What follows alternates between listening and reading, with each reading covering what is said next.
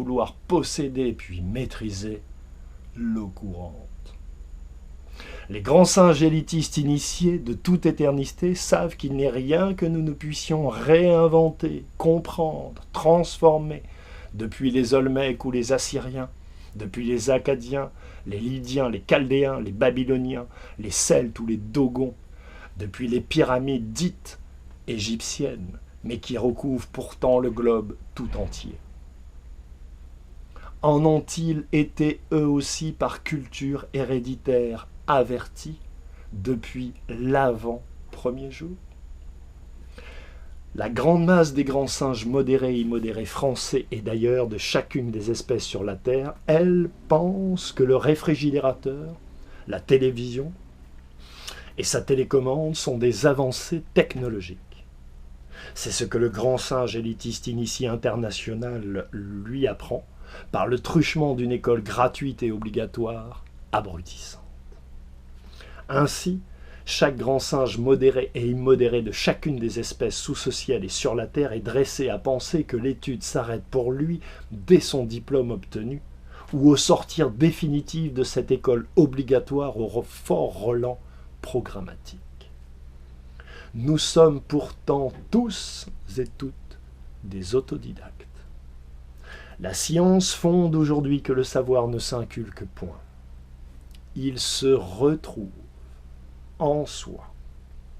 Le lièvre, le renard ou la pie n'apprennent pas à lire parce qu'ils ne savent pas lire. Le diplôme n'est que l'expression de l'acceptation par l'élève des codes vérités et mensonges qu'il a reçus et auxquels le diplôme témoigne qu'il souscrit. De fait, la constitution nucléique, mémorielle, lumineuse et consciente de chaque grand singe modéré et immodéré, quelle que soit son espèce, nous impose de comprendre que nous sommes tous et toutes des autodidactes. Nous retrouvons tous en chacun et en chacune de nous une connaissance déjà inscrite en nous. Les meilleures écoles permettent de retrouver et de donner vie à ces savoirs enfouis. Les pires reprogramment l'être tout entier. Chaque grand singe modéré et immodéré français et française de toutes les espèces de la Terre sont ainsi déportés de leur propre ligne temporelle potentielle, de leur héritage insoupçonné, cette voie individuelle lumineuse incréée que chaque grand singe modéré et immodéré français et française et d'ailleurs de toutes les espèces sous-sociales peuvent, dès la prime enfance pourtant, percevoir, percer et voir, puis conquérir et réaliser. Ce qui aurait pour conclusion vivante, individuelle et invariable d'ouvrir leur conscience et de la relier à celle de chaque grand singe modéré et immodéré de chacune des espèces partout sur notre globe terrestre et au-delà. La vie est un miracle, la magie est partout. Non point au sens où l'entend la grande masse des grands singes modérés et immodérés de chacune des espèces de notre monde, au sens réel du terme. La Terre poursuit son voyage au sein de l'univers et ne flotte point. L'univers est pourtant un océan. Seule la grande masse des grands singes est immobile, statique, pétrifiée. L'intransigeance soumise est un arrêt éternel. La grande masse des grands singes modérés et immodérés de toutes les espèces de notre globe aiment à se disputer. Lorsque l'assaillant est là, chaque grand singe se sent en danger et donc vivant. C'est un mammifère dont les sphères de vue sont bouchées. C'est là la forme moderne de l'animal qu'il demeure. Quel qu'en soit le sujet, homophobie, islamophobie, antisémitisme, fascisme, monarchie, économie, politique, artistique, historique, scientifique, militaire, littéraire, tout est bon à prendre. Comprendre n'est plus, ressentir non plus. L'esprit, dévié de son propre cœur, est un leurre spéculatif et sans fin, en révolution permanente. une gesticulation immobile au mouvement conceptuel cyclique et perpétuel, car hélas, en chaque grand singe de notre monde, structurellement perpétué, inscrite. C'est pour la reprise pour soi du discours émis par les ondes invisibles de cette révolution immobile inscrite en elle dès la prime enfance par nos tyrans élitistes invisibles, que la grande masse des grands singes français et d'ailleurs, de toutes les espèces et régions de France, parle, remplit l'espace d'ondes parcellaires, partisanes, mais trop souvent, voire toujours, spermicides, suicidaires ou assassines, au fond. Vaine. La frontière mentaliste et psychologique ainsi créée, entre chaque grand singe de notre pays, mais aussi de notre planète, et de leurs grandes masses respectives, entretient la distance à l'intérieur de chacun des grands singes, de chacune des espèces, de chaque être. Chacun est une nation n'étant reliée au fond à rien. Plus de racines à couver, plus de cimes à atteindre, plus rien à défendre. C'est ainsi que les grands singes élitistes initiés internationaux, tous et toutes adorateurs et adoratrices des énergies inférieures spéculatives, cyniques, sans combattre, prennent le contrôle de notre planète tout entière. Chaque grand singe français est d'ailleurs, et cela quelle que soit son espèce d'origine, ressent et sait au tréfonds de lui-même que la politique, par l'économie et les récurrences sémantiques doubles et fermées de tous les corps sociaux constitués, ici et ici asservis à la seule conscience spéculative, ont permis à la télévision notamment et à toutes les formes de médias officiels de grandir, tout en demeurant toujours au fil du temps et des très fermement, les instruments d'avilissement de l'âme des peuples et de toute la grande masse croissante des grands singes modérés et immodérés françaises et d'ailleurs de chacune des espèces du monde et ou régions de France. Ces médias hypnotiques et sectaires, agressifs et lapidaires, c'est toute l'énergie de vie de la grande masse française et d'ailleurs des grands singes modérés et immodérés qui leur est ainsi subtilisée. Elle ne leur sert plus. Les serfs sont ainsi liés, sans lien. L'état policier, au dehors, les essences et les relents sédimentaires bonapartistes par leur seule présence maintiennent jusqu'au soir l'état léthargique de la grande masse des grands singes modérés et immodérés, chaque jour et chaque nuit et petit à petit s'allant ici et ici, amenuisés, dévitalisés.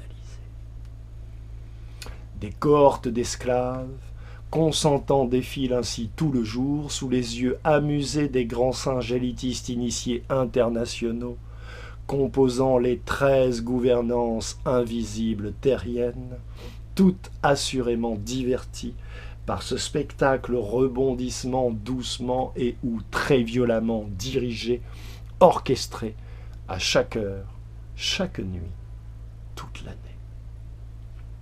Décade après décade, les grands singes élitistes initiés internationaux, tous et toutes adorateurs et adoratrices des énergies inférieures spéculatives altérées, gèrent les situations et influent sur elles, voire même les créent. Ils savent qu'il est inutile en ces temps hypnotiques et suspendus d'être au pouvoir. De toute éternité, ils savent, s'étant attribué les connaissances quantiques spirituelles que l'Empire égyptien avait concentrées en son sein, le pouvoir visible n'est qu'une cible comme une autre.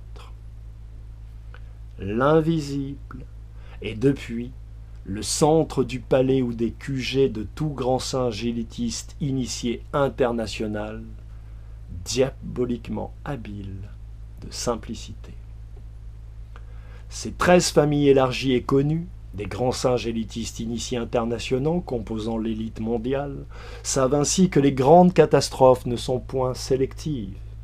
Elles ne permettent pas l'élimination des plus faibles au profit des plus forts. La grande guerre atomique et nucléaire attendue fort vraisemblablement n'arrivera pas. Pourtant, la grande masse non initiée française et au-delà des grands singes modérés et immodérés de chacune des espèces de notre globe, obnubilés par les images et lumières dansantes des médias du soir, croient le contraire. La télévision est hélas la seule vision et le seul horizon du pauvre d'esprit. Chaque grand singe non initié français et d'ailleurs, de chacune des espèces et régions de France, sent, ressent et sait au tréfonds de lui-même qu'Internet lui sera très utile pour fédérer en un cœur ouvert le souffle spirituel de Lao Tse, d'Aristote, celui qui connaît Dieu, ainsi nommé par ses maîtres initiateurs égyptiens, Kong-Fu-Tse, dit Confucius, ou encore Épictète ou même Diogène de Sinope. Toutes ces œuvres et pensées ô combien nobles dans l'intention première qui animait leurs auteurs, mais qu'une naissance géographique, culturelle et temporelle séparée rendent ici et maintenant en une apparence seulement inopérante. La voie du vide n'est plus une option. Chaque grand singe non initié français et d'ailleurs de toutes les espèces ou régions de France sent, ressent et sait au tréfonds de lui-même qu'Internet est une réponse fédératrice involontaire créée sciemment par des grands singes nationaux recrutés, initiés et soumis. Une arme de contrôle mondial initialement individualisée que chaque grand singe de chacune des espèces de notre planète peut et se doit en cette heure sans de maîtriser, d'entendre, de comprendre.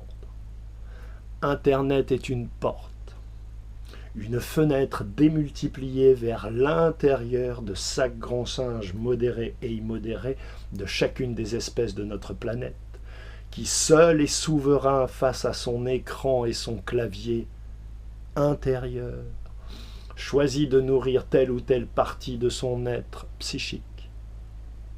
Soumis, éveillé, là, tout dépend de la force de l'élan intérieur initié.